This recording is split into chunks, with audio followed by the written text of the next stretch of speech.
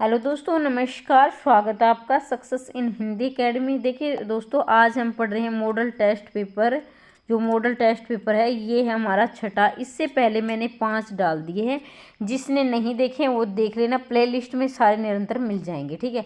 और ये अब आपके मन में संशय है कि ये वीडियो किसके लिए महत्वपूर्ण है, यानी किस परीक्षा के लिए।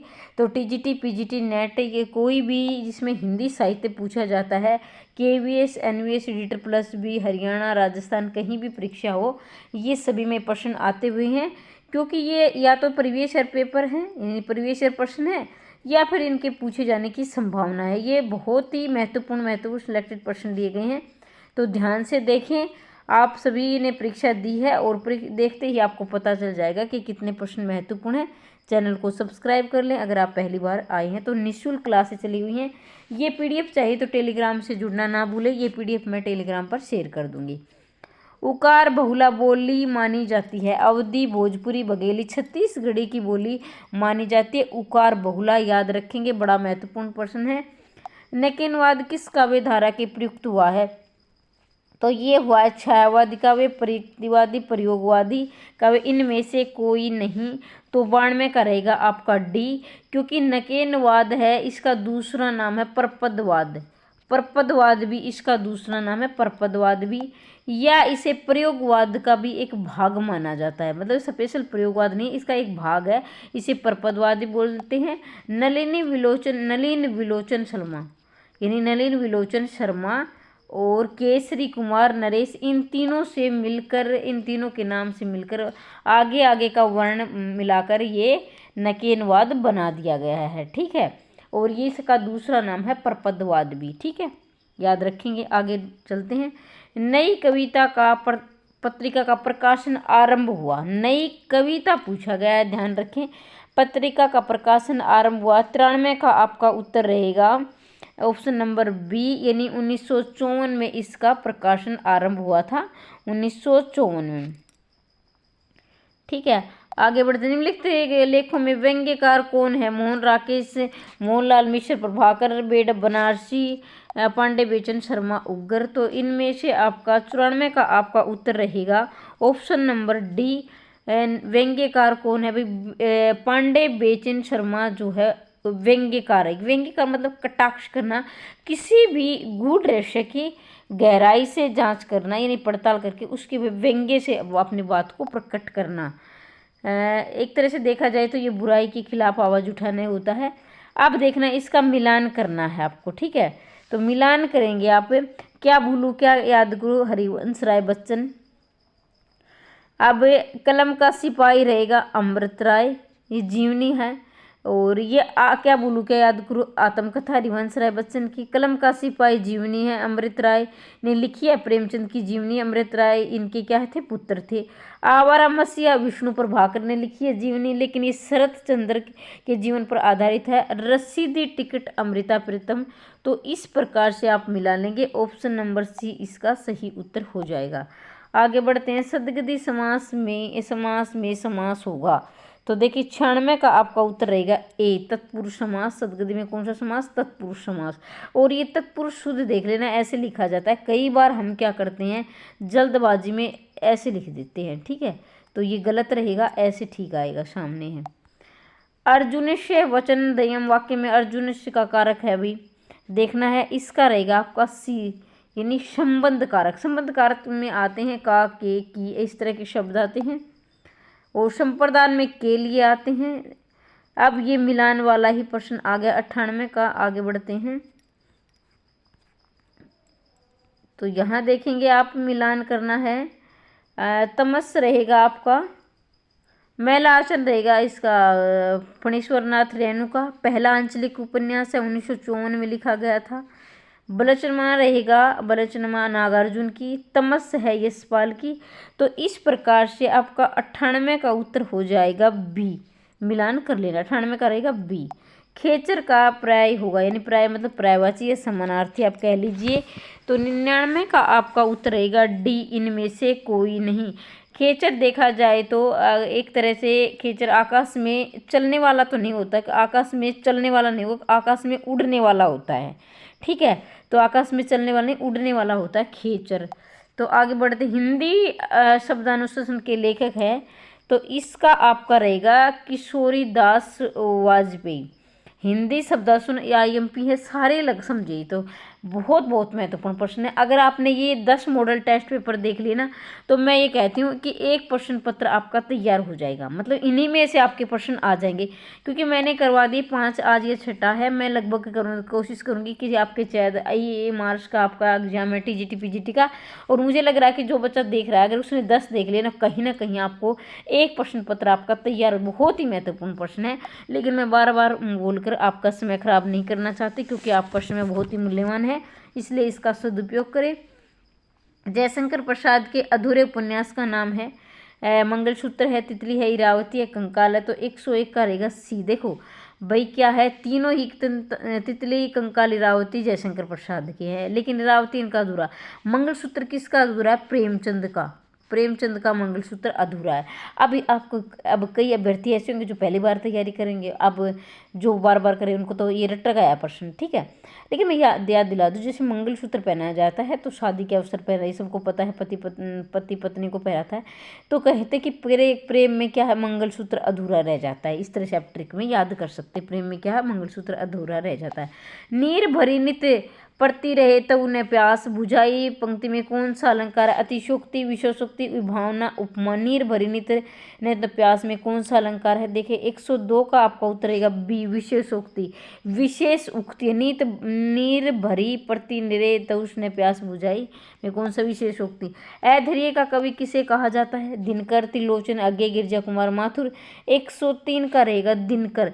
इसे अनल का कवि भी कहा जाता है। अनल मतलब होता है आग। और इसे अधैर्य का कवि, इसे सूर्य कवि भी अब देखो ट्रिक के लिए देखो, जब सूर्य उगता है तो ऐसे लगता है जैसे आग उगल रही हो, ठीक है। और दिनकर का मतलब भी सूर्य ही होता है, दिनकर सूर्य को कहते हैं। अनल आग उग, तो ये याद। अधैर्य, अब क्या है, जब बहुत ज़्यादा आपको गर्मी लगती है तो आप धैर्य खो बैठते हैं। गर्मी में कितना बेहाल हो जाते हैं, धैर्य खो बैठते हैं, लगता है कभी कहीं छाया मिल जाए या पानी मिल जाए। तो इसीलिए इन ट्रिक के द्वारा अनल का कवि आ जाए, अनल का कवि, दिनकर आ जाए, सूर्य कवि, अधैर्य, सारे दिनकर के, रामधारी सिंह दिनकर के ही नाम है। रीति संप्रदाय के प्रवर्तक आचार्य भरतमुनि, कुंतक, वामन, क्षेमेंद्र। तो 104 का रहेगा आपका C, वामन। रीति संप्रदाय के प्रवर्तक है वामन। इन मुसलमान हरिजन कोटिक हिंदू परिवार, अमीर खुसरो, जायसी आलम, भारतेंदु हरिश्चंद्र। 105 का रहेगा आपका D, इन मुसलमान हरिजन पर कोटिक हिंदू। भाई ये उक्तियाँ बहुत महत्वपूर्ण है, रामचंद्र शुक्ल की, भारतेंदु हरिश्चंद्र की, इनको आप अच्छी प्रकार से याद कर लेंगे, ठीक है। अनुजीव तप धावली तापी श्रागव भवती न्यूना दृष्टि में किस ग्रंथ से संबंध रखती है? भाई नीति शतकम, उत्तर रामचरितम, कादम्बरी, शुक्नापदेश, सौपनवास वदतम। तो ये रहेगी आपकी 106 की C इसका उत्तर आ जाएगा C, कादम्बरी, शुक्नासोपदेश की वे पंक्तियां हैं, संबंध रखती हैं, ठीक है।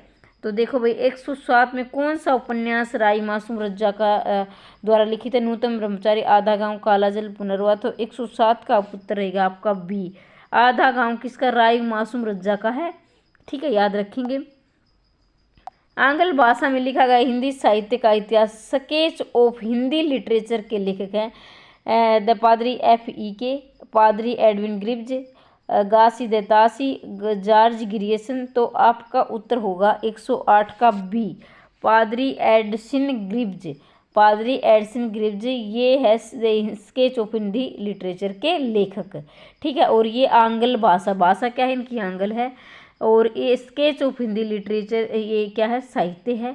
और पादरी एडसन ग्रिब्ज इसकी क्या है? लेखक है, याद रखेंगे।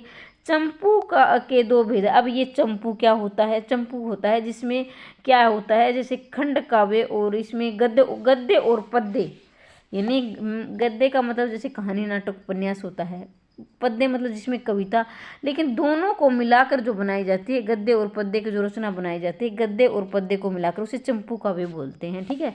अब चंपू काव्य के 2 भेद कौन से देखेंगे? पहली बात तो याद रखेंगे चंपू काव्य के 2 भेद होते हैं जो गद्य और पद्य को मिलाकर बनाई जाती हैं।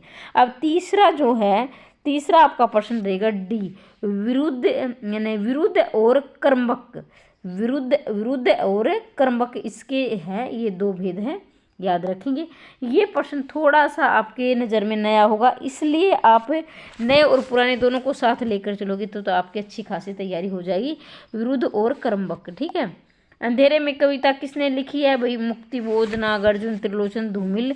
तो 110 का रहेगा आपका मुक्तिबोध। अब याद कैसे करेंगे? ये एक लंबी कविता है, ये भी आप याद रखेंगे क्योंकि कई बार पूछी गई है कि मुक्तिबोध की लंबी कविता कौन सी है, तो अंधेरे में आप याद रखेंगे, अंधेरे में मुक्तिबोध की लंबी कविता है। अब क्या है, मान लीजिए आप बहुत कहीं बाहर जा रहे हैं, कहीं जंगल है और बहुत अंधेरा लग रहा है, आप मन में ये सोचोगे बस कोई सुनसान इलाका, आप जल्दी बोलो, सोचोगे जल्दी से भगवान मुझे इस अंधेरे से मुक्ति दिलाओ। तो मुक्ति बोध की कौन सी रचना है? अंधेरे में, ठीक है। और ये क्या है? लंबी कविता है। अब अंधेरा होगा तो आपको क्या है, रास्ता क्या लगेगा? लंबा लगेगा, तो ये लंबी कविता है। एक पति के नोट्स कहानी के लेखक हैं गिरिराज किशोर है, महेंद्र बल्ला है, गोविंद मिश्र है, राजी सेठ हैं। 111 का आपका रहेगा बी क्या है? महेंद्र बल्ला है। एक पति के नोट्स लेखक है महेंद्र बल्ला। अब एक पति के नोट्स, अब पति क्या है? नोट्स के दबे उसका पति भला आदमी है, क्या है? नोट्स बना देता है। ये ऐसे नहीं भाई, ट्रिक है भाई, कुछ ऐसा अन्यथा ना लें, ठीक है। भारत के रस सूत्र के व्याख्यात आचार्य शंकु का सिद्धांत कहलाता है। शंकु का उत्पत्तिवाद, अभिव्यंजनावाद, अनुमतिवाद, भुक्तिवाद। तो याद रखेंगे 112 का आपका उत्तर रहेगा सी। देखो भाई, संकुच अनुमतिवाद याद रखेंगे। जो संकुचित विचारधारा के जो होते हैं ना, जो संकुचित, हालांकि ये संकुच है लेकिन आप याद रखो कि संकुच वो अनुमति लेते हैं भाई, अपने आप में अपने विचार क्या स्वतंत्र नहीं रख पाते, तो हर बात पे क्या लेते हैं? अनुमति लेते हैं। अब मेरा आपको ये जो पढ़ाने का तरीका कैसा लगा, ट्रिक कमेंट में ज़रूर बताइए। आप मेरे द्वारा बनाई गई ट्रिक कैसी लगी। इतने ज़रूर कहती हूँ कि ये 10 मॉडल टेस्ट पेपर कर लिए तो आपको परीक्षा में अच्छा खासा फायदा हो जाएगा। 5 पहले हैं वो भी देख लेना, आगे भी लगभग 10 से ज़्यादा ही करोगे, लेकिन कोशिश रहेगी 10 से ज़्यादा, 10 तो मान कर ही चलें आप। या फिर HPSC सब्जेक्टिव की जो परीक्षा की तैयारी करना उसकी वीडियो चाहती हैं, ये चाहते हैं, अपने जवाब ज़रूर कमेंट में लिखें। 113 का आपका रहेगा बी, सही जोड़ी कौन है भाई? ये क्या है? गौरिया पंचम एकवचन। ये कई बार एक आध बार पूछा जाता है, ऐसे इतनी महत्वपूर्ण नहीं है, 1-2 प्रश्न आ जाते हैं, आते हैं तो नहीं, कई बार आते भी नहीं है। कवि का स्त्रीलिंग होगा तो ये रहेगा ऑप्शन नंबर सी। ये कई बार शुद्ध अशुद्ध में पूछा गया है, इसे आप याद रखेंगे क्योंकि ये देखो, कवि लिखते तो हम व पर मात्रा लगाते हैं, लेकिन हम कवित्री लिखते तो व की मात्रा हटाकर हम किस पे? ये पे लगा दे। बस इतना याद रखना है, इतना मुश्किल नहीं है, लेकिन कई बार आप इसको गलत कर देते हैं। पठ धातु के लंग लकार उत्तम पुरुष बहुवचन में निम्नलिखित में से कौन सा होगा? तो देखिए भाई, 115 का आपका उत्तर रहेगा पठाम, ठीक है। तो मैं फिर कहती हूँ कि ये कई बार पूछे जाते हैं लेकिन आते भी नहीं है। तानसेन के गुरु कौन से आचार्य माने जाते हैं? तानसेन के गुरु माने जाते हैं स्वामी हरिदास। ये अकबर के दरबार में रहते थे तानसेन, और स्वामी हरिदास इनके क्या थे? गुरु थे। धातु में ये देखिए मध्यम पुरुष एकवचन का रूप है, तो 117 का आपका रहेगा सी रहेगा अतिष्ठित। अब 118 की तरफ आगे बढ़ते हैं। अगर तब तक आप अगर चैनल पर नए आए तो सब्सक्राइब कर लेना। निःशुल्क क्लासेस चली हुई है और इसी तरह से मॉडल टेस्ट पेपर निरंतर चलते रहेंगे, ये बड़े ही महत्वपूर्ण है, ठीक है। प्रजा हितैषी नामक पत्र आगरा से किसने निकाला है? तो प्रजा हितैषी नामक पत्र निकाला है गणेश शंकर विद्यार्थी, बनारसी दास चतुर्वेदी, श्री कृष्णदत्त पालीवाल, राजा लक्ष्मण सिंह। 118 का आपका उत्तर रहेगा डी, राजा लक्ष्मण सिंह। अब राजा हो गया भैया, राजा लगा, कई बार तो क्या है राजा और भी राजा लगा दिया जाता है, लेकिन ध्यान रखेंगे राजा लक्ष्मण थे। मान लीजिए राम के भाई क्या थे? लक्ष्मण, वो राजा थे, तो वो क्या चाहते थे? प्रजा के हितैषी थे, यानी प्रजा का हित चाहते थे। याद रखेंगे प्रजा हितैषी राजा लक्ष्मण सिंह। अर्थशास्त्र निम्न में किसकी रचना है? भाई ये बहुत महत्वपूर्ण है। कौटिल्य की, चंद्रगुप्त कल्याणी। ये कई बार तो क्या है हिंदी में बातचीत होती है, कई बार ये जीके में भी पूछी गई है, तो याद रखेंगे इसका रहेगा ऑप्शन नंबर ए कौटिल्य। मुनि शब्द में षष्टम क्या? षष्ठी विभक्ति एकवचन है, तो ये 120 का आपका रहेगा भी, मुने रहेंगी। प्रगतिवाद समीक्षक हैं रामचंद्र शुक्ल, रामविलास शर्मा, गुलाब राय, श्याम सुंदर दास। 121 का रहेगा रामविलास शर्मा। प्रगतिवाद समीक्षक हैं रामविलास शर्मा। हार की जीत कहानी के लेखक कौन है? विशंबरनाथ शर्मा, कौशिक प्रेमचंद, सुदर्शन, डॉक्टर रामविलास शर्मा। 122 का उत्तर रहेगा सुदर्शन। हार की जीत कहानी के लेखक क्या है? सुदर्शन है। निम्नलिखित में से कौन सी कृति कालिदास द्वारा कृति नहीं है? नहीं है पूछा गया, मैं बार बार बोलती हूँ है नहीं है, इसको पहले अंडरलाइन करोगे क्योंकि कई बार है को आप नहीं पढ़ते हो, नहीं को है, तो इस प्रकार से कई बार आप प्रश्न गलत कर देते हो। तो ये देखिए उत्तर रामचरित क्या है, ये नहीं है कालिदास की कृति। बाकी ये कुमार शंभु, अभिज्ञान शाकुंतलम और क्या है रघुवंश, ठीक है, ये इनकी ये पंक्ति ये है रचनाएं। कर्ता के साथ ने का प्रयोग न होना किस उपभाषा की प्रमुख विशेषता है? कर्ता के साथ ने का प्रयोग न होना, आमतौर पर कर्ता के साथ ने का प्रयोग होता है, लेकिन ये एक उपभाषा है जिसमें ने का प्रयोग नहीं होता है, तो वो उपभाषा आपको देखना है। पूर्वी हिंदी, पश्चिमी, राजस्थानी, पहाड़ी। तो 124 का आपका उत्तर रहेगा यानी पूर्वी हिंदी है, जिसमें पूर्वी हिंदी अवधी, बघेली, छत्तीसगढ़ी ये आती हैं इसके अंतर्गत। तो पूर्वी हिंदी में कर्ता के साथ ने का प्रयोग आमतौर पर नहीं होता है, ठीक है, याद रखेंगे। आगे बढ़ते हैं। निम्नलिखित में से एक शब्द की वर्तनी अशुद्ध है, उसका चयन भी अशुद्ध देखना है, ठीक है, अशुद्ध देखें तो इसमें आपका रहेगा 125 का रहेगा सी, अत्यधिक नहीं होता है, अत्यधिक होता है, अत्यधिक। इसमें क्या है ए की जो आ की मात्रा है ये बीच में से हटा दी जाएगी, बाकी सही है। अभ्युदय, अत्युत्तम, अन्वय ये ठीक है। जिस पर विश्वास किया जाए, विश्वसनीय, सौजन, मित्र, रिश्तेदार। तो 126 का रहेगा ए, विश्वसनीय। देखो नाम से ही प्रतीत हो रहा है विश्वास, विश्वसनीय, और ए लग जाए जिस पे विश्वास नहीं किया जाता उसे अविश्वसनीय कहते हैं, ए लग जाएगा, ठीक है। जय पराजय में कौन सा समास है? तो देखो दोनों क्या है, द्वंद्व है, दोनों बराबर के हैं, जय और पराजय नहीं। विपरीतार्थक के जितने भी होते हैं उदाहरण विपरीतार्थक के बोल रही हूँ, तो वो कौन से होते हैं, वो इसमें आते हैं द्वंद्व समास में। और जो पर्यायवाची होते हैं जैसे एक एक, ऐसे ऐसे, समान समान, पुनरुक्ति, प्रकाश अलंकार के, वो किस में जाते हैं, अव्ययभाव में जाते हैं, इस प्रकार से याद रखेंगे। और क्रमधारी जिसमें उपमेय, उपमान, विशेषण, विशेष्य होते हैं। द्विगु में संख्यावाची होते हैं लेकिन क्या समूह में होते हैं, वैसे 4 समास होते हैं संख्यावाची में, अव्ययभाव भी होता है, द्विगु भी होता है, द्वंद्व भी होता है, बहुव्रीहि भी होता है। तत्पुरुष समास के कितने 6 उपभेद हैं, याद रखेंगे।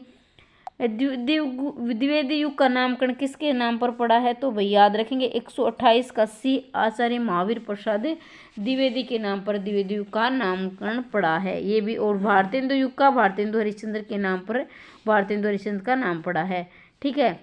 आगे बढ़ते हैं।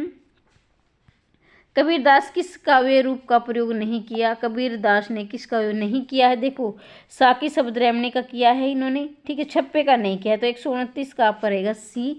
और ये क्या है, बीजक के भाग हैं। बीजक के कितने भाग हैं? 3 भाग हैं। कई बार पूछा गया है कि बीजक के कितने भाग हैं, तो 3 भाग रखेंगे याद। इनमें कौन सा शब्द नित्य बहुवचन अभी हमेशा बहुवचन में होता है? तो इसमें देखेंगे आप नित्य बहुवचन, सामग्री है, सोना है, जनता है, दर्शन है। तो 130 का वैसे उत्तर में ए दिया है लेकिन सी आएगा, जैसे नित्य बहुवचन, आपके दर्शन हो गए, उसके दर्शन हो गए। तो आपके तो हमेशा दर्शन को आप वाक्य में प्रयोग करें हमेशा।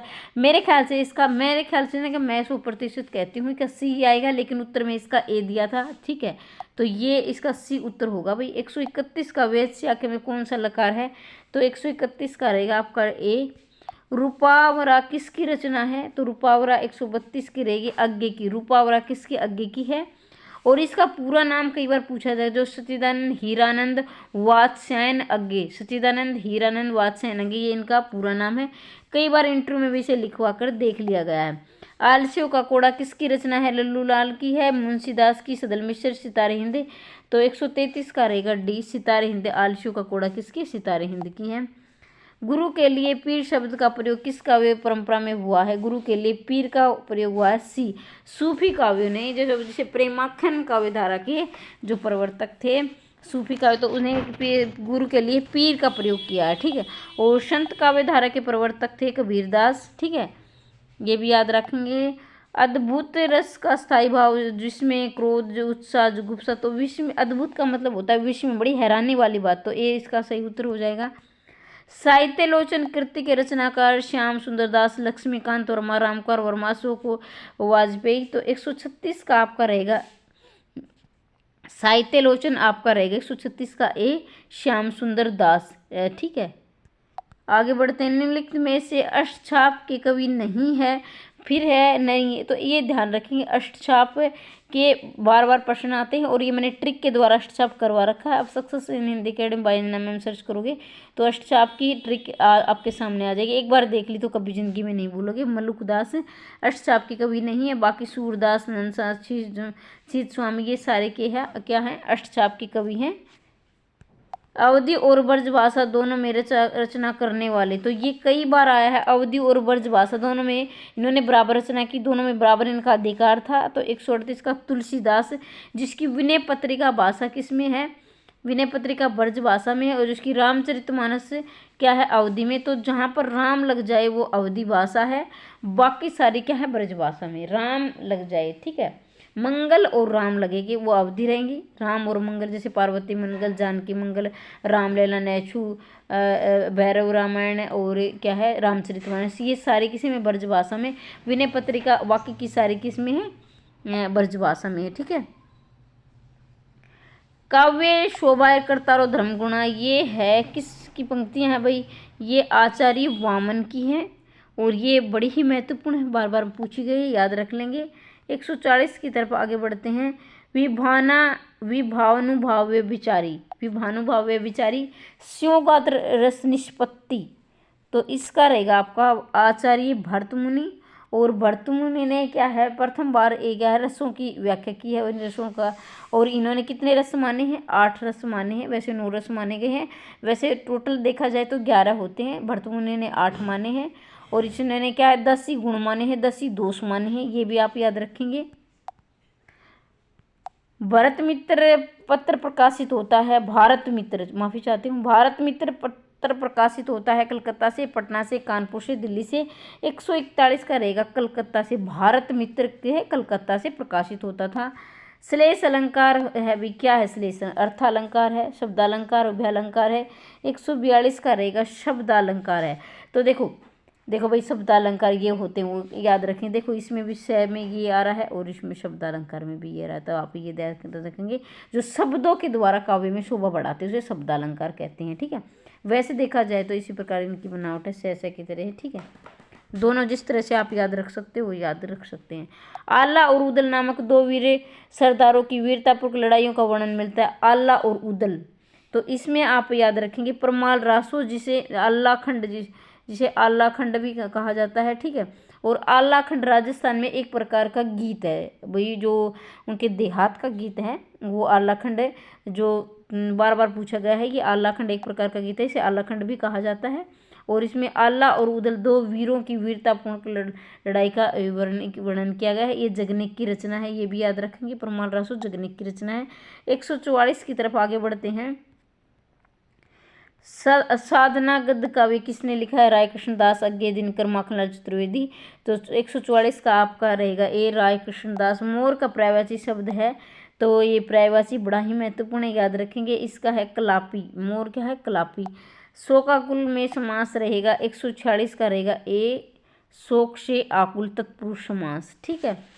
तो इसमें आपका ए आ जाएगा। अव्यय भाव इसमें होते हैं, जैसे पहला पद प्रधान अव्यय होता है, ये तो छोड़ो नहीं। जैसे मैं देखो, एक मैं ध्यान से देखेंगे, मैं हर पेपर में बताती हूँ, बड़ा ही प्रश्न है, महत्वपूर्ण है। अव्यय भाव में तो आप नोट कर सकते हैं, अनु, यथा, प्रति, हर, बर, दर, आ, नी, बे, से, पुनरुक्ति वाले शब्द, जैसे एक एक। देखो एक बार फिर से रिवीजन करती हूँ, ध्यान से सुने। अनु, यथा, प्रति, हर, बर, दर, आ, नी, बे, से, पुनरुक्ति वाले शब्द जैसे एक एक हैं। तो इस प्रकार से इसमें ये शब्द है वो अविभाव समास होता है। बहुरी, जहाँ भगवानों के ज़्यादातर नाम होते हैं वो बहुरी समास होता है। रंगमंच पर पर्दे के पीछे वाला स्थान कहलाता है, क्या कहलाता है भाई, इसको कहा जाता है नेपथ्य। और 148 की तरफ आगे बढ़ते हैं। 148 का प्रश्न, गांधी जी की जीवनी महात्मा गांधी के लेखक हैं, गांधी जी की जीवनी महात्मा गांधी के लेखक हैं। 148 का ए रहेगा रामचंद्र वर्मा, गांधी जी की जीवनी महात्मा गांधी, ठीक है, महात्मा गांधी ये है रामचंद्र वर्मा। इसमें पुल्लिंग शब्द नहीं है पूछा गया है। रतन है, मोती है, नकल है, बचपन है। तो 149 का रहेगा नकल, नहीं है नकल।